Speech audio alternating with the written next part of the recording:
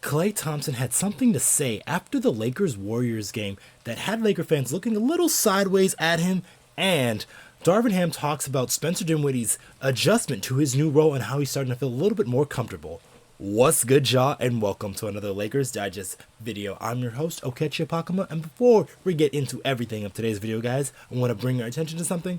There is 80% of you guys who have recently watched our videos who are not subscribed to the channel just yet. And if you guys want more of that Laker news, like reactions, game recaps, trade rumors, just every and all things LA Lakers, you guys want to come right here to Lakers Digest so you guys do not miss a moment. Now, with that out of the way, guys, let's hop straight into the topics of today, guys, as Klay Thompson calls out Laker fans.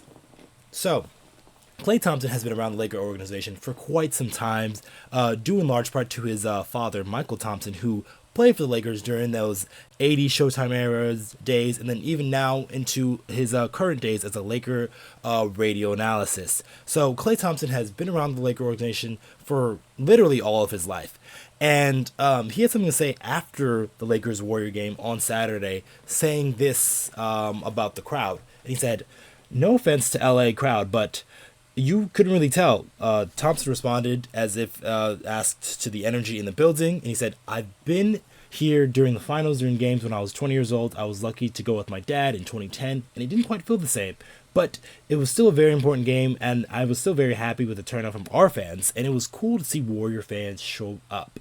So, granted though, give a little caveat to that, as Klay Thompson was talking about like the buzz and feel to it to an NBA Finals game, and that is vastly different circumstances, as it was that 2010 series went to Game 7, and it was against the Boston Celtics, one of the more hated rivals for the Los Angeles Lakers. But this was another regular season game, albeit a very important regular season game for both teams. But he was talking about how there seemed to be an abundance of Warrior fans in the area, and that's kind of just what happens in some of these California teams. Like, most of these people really live across the state, so I don't think it's really too surprising to see many Warrior fans in the Laker arena. And then obviously when the Warriors win the game, that's when you would start to hear those Warrior fans really speak up and really make a noise. But I don't understand why Klay had to really come a little bit after that LA crowd, as these guys, they really do show out and show up, especially when we have these bigger games. Because like, I've been in that Laker building an arena when the buzzing is really high, and then there's a high intensity matchup going. So I understand what Laker fans are really looking for, and then they were probably just upset of just how the way the game ended and just how we ended up with another loss, especially to that team and that circumstance. So Laker fans probably weren't too happy about just being in the building just because of how the game transpired and how the game ended, and obviously missing Anthony Davis for a majority part of that game, as Anthony Davis is immense and massive to what the Lakers do offensively, but especially defensively. So he really shores up a lot of things for them. So him not being there kind of really took the air out of the crowd there. And then the Lakers were just kind of playing catch up for the rest of the game, really trying to match the Warriors' energy, and really couldn't meet it with the direct force because they didn't have their main guy.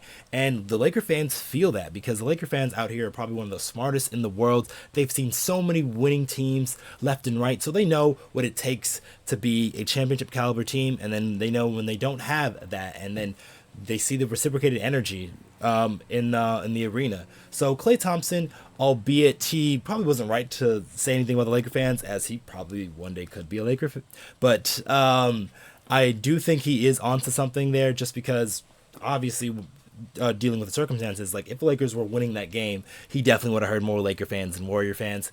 And if the Lakers weren't in this sort of like predicament, which is like hovering around the 10 in the play-in, there would probably be a little bit more excitement and juice. But this also isn't a playoff game either, because I'm pretty sure last year in the playoffs, like, Klay Thompson pretty heard those Laker fans throughout, as the Lakers were able to take that series in 6 games.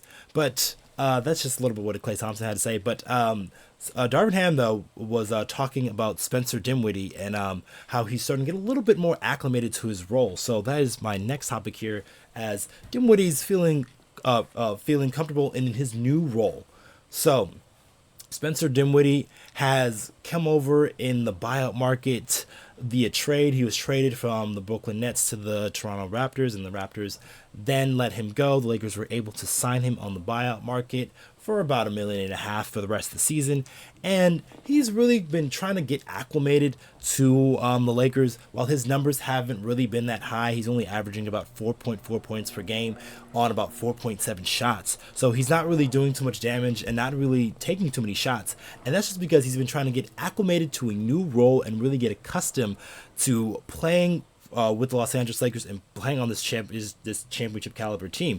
As Darvin Ham said a little bit about this, and he said this about Spencer Dinwiddie, saying, "I just need him to feel comfortable, as we are all cheering on him to do that. Be aggressive and assertive." Ham said, "It's that simple. It's just a matter of him going at it and doing it.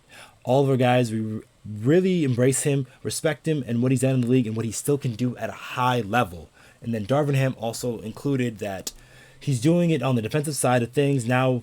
When he has the opportunities in early transition and pick and roll, to be forceful with decision making, whether it's getting downhill, getting to the rim himself, or drawing in defense and making the right play for his teammates. But everybody is encouraging him. I know how it is being a new player on a new team. I wasn't a scorer by any means, but just getting a feel for everyone and trying to figure things out with the lineups that you're part of. So Darvin Ham was really laying it on him, just like how Spencer Dinwiddie has really kind of been a little passive when it comes to the offensive side of the ball, as he's been doing the things defensively, like being able to not only just help on some of these other high-level point guards that the Lakers have been playing these past few games, but also being a guy on the defensive side of the ball, helping sandwich rebounds, helping out close out possessions, being active in the passing lanes, doing some of the little things that you would want role players to do in this situation. But Spencer Dinwiddie is also a very good offensive player, and we haven't really seen much of that, and it's just because he's been trying to fit in, and it's very understandable.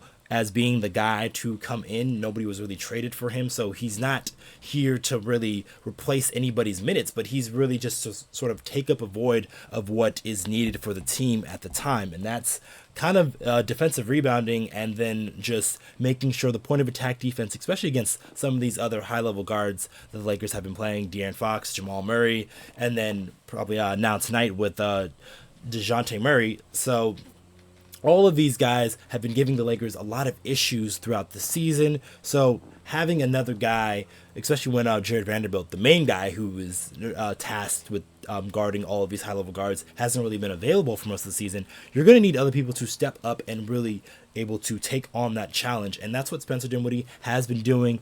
He had that huge block in that Milwaukee Bucks game when he swatted Damian Lillard on a step-back try. So he's been trying to do things right defensively, but it's just the offense that has really been lagging behind. And Darvin Ham has been encouraging him to really just take comfort in trying to get the Lakers some easy points in early transition opportunities, and then also pick and rolls, as he's a guy who has been very adept in that pick and roll situation.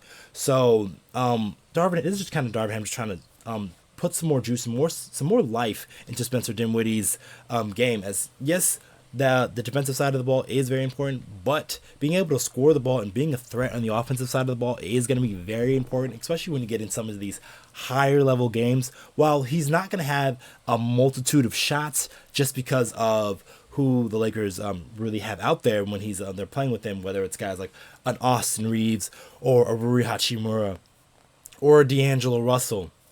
All those guys are probably going to be eating before Spencer Dinwiddie, so he has to pick his spots when he can. But he has to be aggressive, or defenses are not going to respect him when the time comes for it. So this is just Darvin Ham trying to give some more juice and give some more life into some of his players, which I totally understand.